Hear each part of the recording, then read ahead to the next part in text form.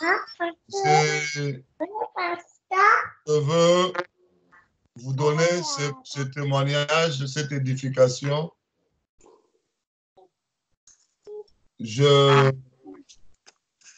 Tout le monde sait que le pasteur Bienvenu a habité le Pays-Bas, la Hollande, pendant environ 17 ans. C'est là que j'ai commencé la mission. C'est là aussi que tous mes enfants sont nés aux Pays-Bas, tous les 5 enfants. Et ça fait depuis 2017, Dieu m'a dit avec ma famille de quitter le Pays-Bas. La mission a été terminée là-bas pour venir ici en Belgique.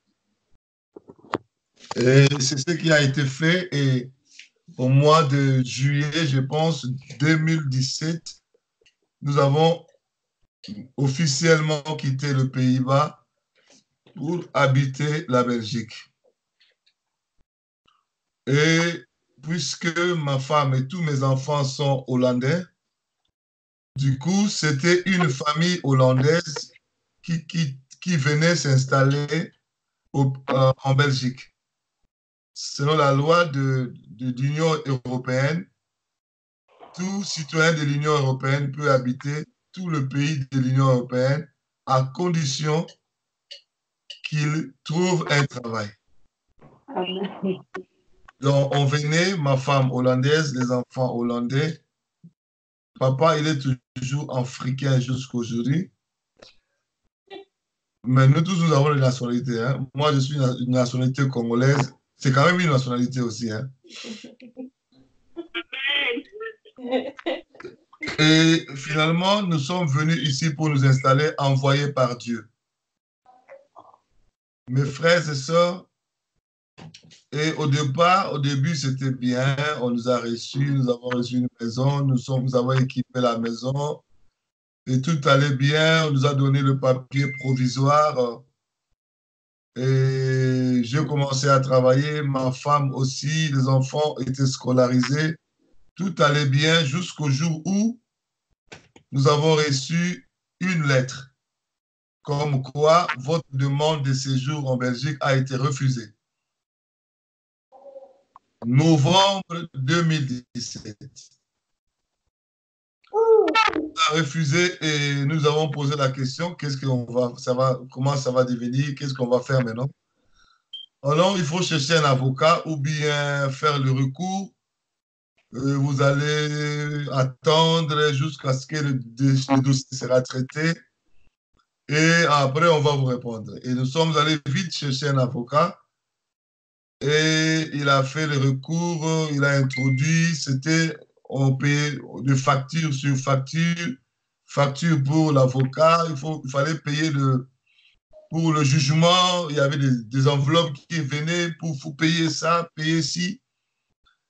Et finalement, on a tout dépensé, on pensait vraiment que oui, après le recours de l'avocat, tout marcherait comme sur les roulettes. Et puis, après le recours de l'avocat, on a encore reçu un rejet. Est-ce que vous êtes là? Amen. Il fallait faire un deuxième recours, donc troisième démarche pour le séjour. Et nous avions commencé, toujours avec le même avocat, il fallait payer ça pour le jugement, il fallait... À un moment, je me suis dit non, moi je trouve qu'on va s'arrêter là. On a quand même dépensé un peu pour la troisième fois, et puis je me suis dit non, on s'arrête là. Et parce qu'on a vu un monsieur qui travaille à la commune, il nous a dit, vous pouvez redemander encore le séjour vous-même au lieu de passer toujours par l'avocat payer l'argent. Et nous avons cassé cette troisième démarche pour maintenant aller à la commune pour faire la quatrième démarche pour demander le séjour. C'était ce que nous devrions faire à cette époque-là. L'année passée. Moi, je vivais ici avec la carte de séjour de la Hollande, le Pays-Bas. Et le temps que nous avions eu à faire ici, ma carte de séjour a expiré de la Hollande, celle de la Hollande. Alors, je suis allé leur demander de me prolonger une autre carte de séjour. Ils ont dit non, ils ne peuvent pas faire ça. Parce que nous avons le rapport ici comme quoi votre famille a immigré pour la Belgique, mais toi, tu reviens seul. Il faut que tu nous dises le pourquoi de ton retour. Est-ce qu'il y a divorce? Est-ce qu'il y a quoi pour que nous puissions te donner? Et puis, tu n'as aucune adresse aux Pays-Bas. On a encore rejeté la demande du Pays-Bas. En Belgique, on a rejeté. Aux Pays-Bas, on a rejeté. Du coup, je me suis retrouvé sans papier. Donc, j'avais mon permis de conduire. Je conduisais la voiture. Et du coup, ça avait des problèmes parce que tu n'as plus de séjour. Tu as maintenant des problèmes. Est-ce que vous êtes là? Amen. Et qu'est-ce qu'il fallait faire maintenant? Nous sommes allés redemander pour la quatrième démarche en Belgique ici. Et finalement, on a rassemblé tous les documents nécessaires. Et il fallait maintenant, comme toujours, que ma femme, maman Fifi, puisse travailler pendant 3 mois. Je paye à la commune. Et la commune devrait renvoyer ça aux offices étrangers, à l'office des étrangers, pour traiter le document, le dossier, et puis nous répondre. C'est ce qui a été fait, mais ce n'était pas facile. Elle a travaillé seulement 2 mois. Le 3e mois, elle ne trouvait plus de boulot. Et finalement, elle avait seulement le papier pour 2 mois. Elle est allée introduire. Nous sommes allés introduire ces papiers-là. Et on a remis au pasteur bienvenu encore un papier provisoire. Et finalement, ma femme a travaillé pendant 3 mois et après, elle a encore travaillé pendant 3 mois parce que vous me voyez chaque matin sortir, parce qu'on s'est dit il faut vraiment respecter ça parce que nous risquons de faire 3 ans sans papier en Belgique. Nous avons déjà entamé notre 2e année. Et finalement, j'étais obligé chaque matin de conduire la voiture pour l'accompagner au boulot, histoire de ne pas retomber dans le même problème comme l'autre fois. C'est ce qui a été fait et cette semaine, nous avons reçu la lettre comme quoi on a accordé le séjour à Maman Fifi. Amen. Amen.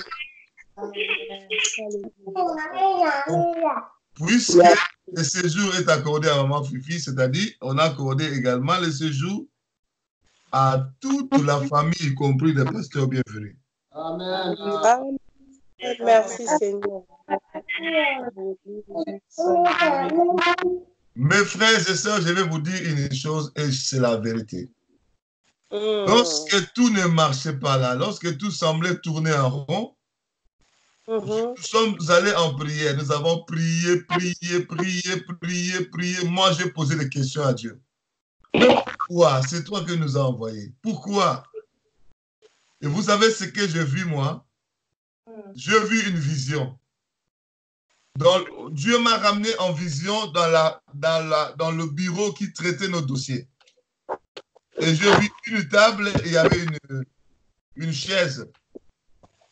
J'ai bien regardé, j'ai vu la sirène Jézabel assise sur la table là, la chaise plutôt, dans le bureau qui était censé traiter notre dossier. Est-ce que vous m'entendez? Amen.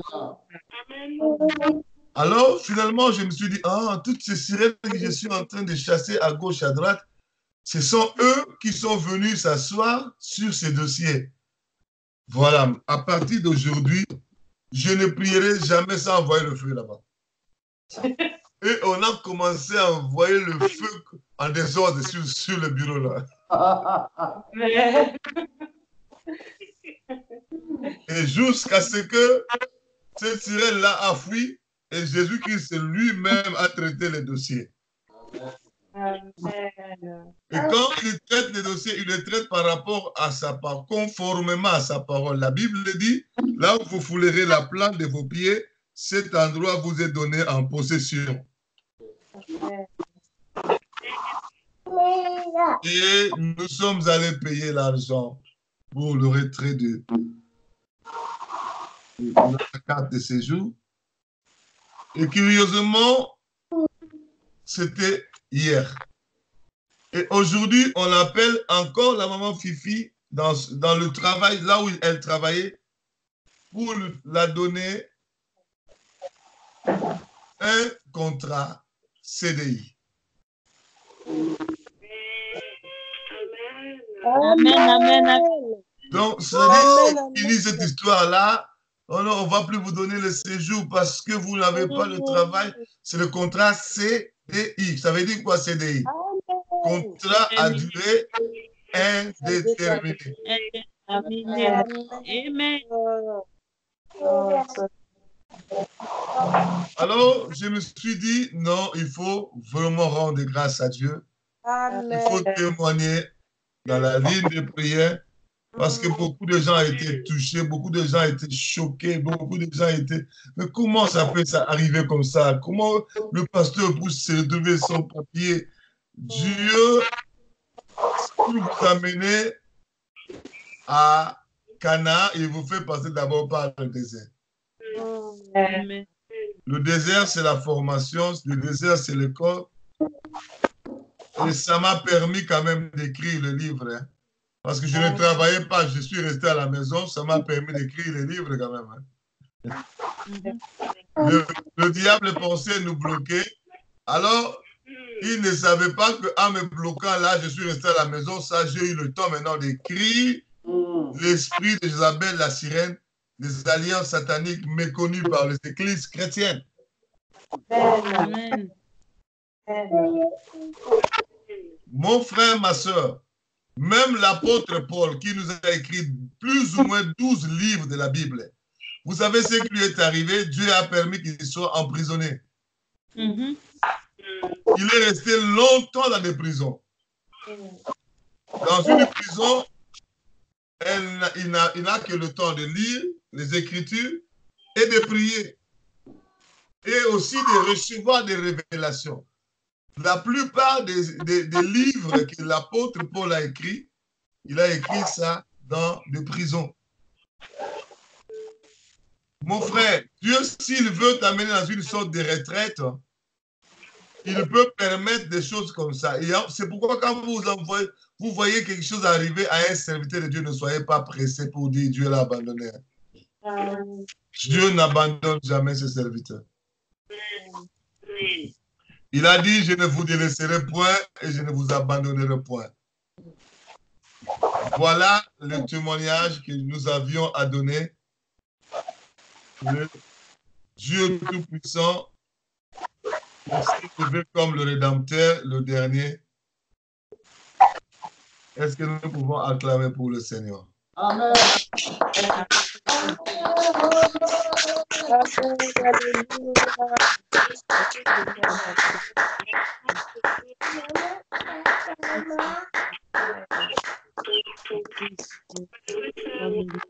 Amen, amen, amen. Amen. Je suis en train de dire Alléluia. Amen.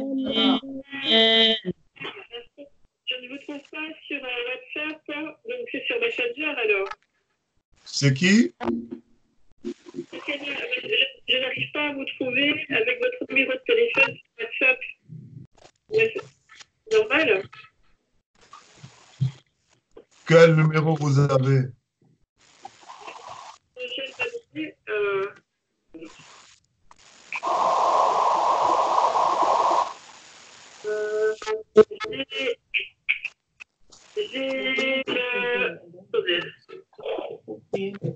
Alors, voilà. 465, 51, 96, 17, c'est ça? Ouais. 4, 0, 165, 19, 610. 0, 4, 0, 4, 6, 0, 0, 0, 4, 6, 5, 5, 1, 9.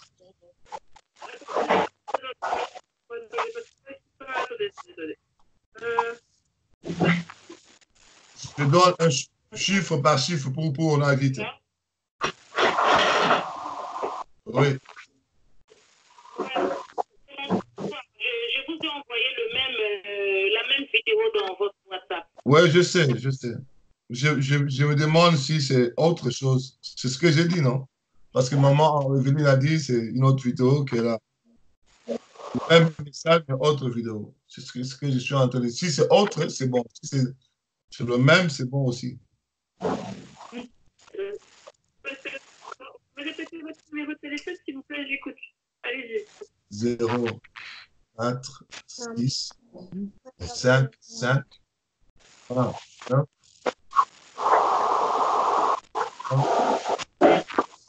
6, 1 et 7 à la fin. Ok, je répète. 0, 4, 6, 5, 5, 5, 1, 9, 6, 1, 7. C'est ça? 5 deux fois, pas 3 fois.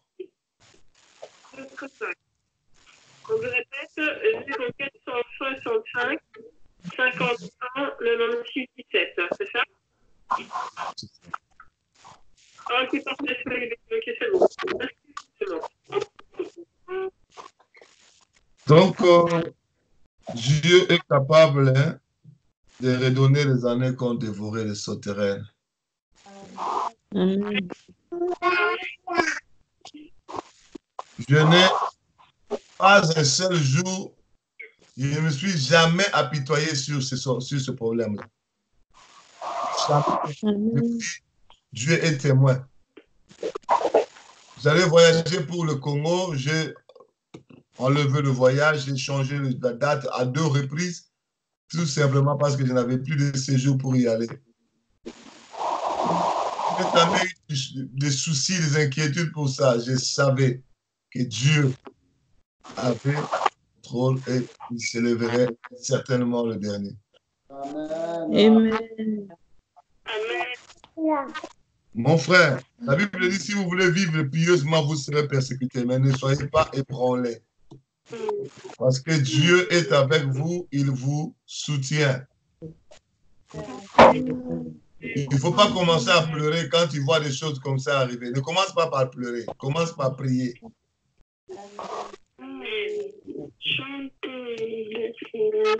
Alléluia. Amen. Les autres édifications, on aura ça demain. Si quelqu'un peut donner l'édification, moi je pense que ce serait mieux de m'appeler en dehors des heures de prière. Tu me dis, pasteur, je vais donner mon édification.